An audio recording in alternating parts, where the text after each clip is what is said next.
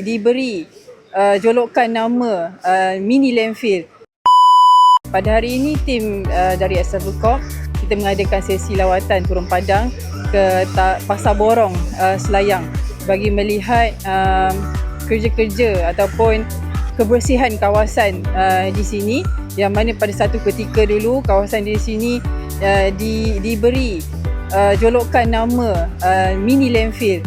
Jadi pada hari ini kita melihat apa penambahbaikan yang telah kita buat, apa di pihak kita memberi kemudahan kepada rakyat supaya selesa dan bersih seperti mana visi Asabel Corp. Selain itu, untuk penguatkuasaan Asabel Corp, kita di peringkat penguatkuasaan sangat proaktif, yang mana kerja-kerja pemantauan untuk penambahbaikan ini kita buat secara harian.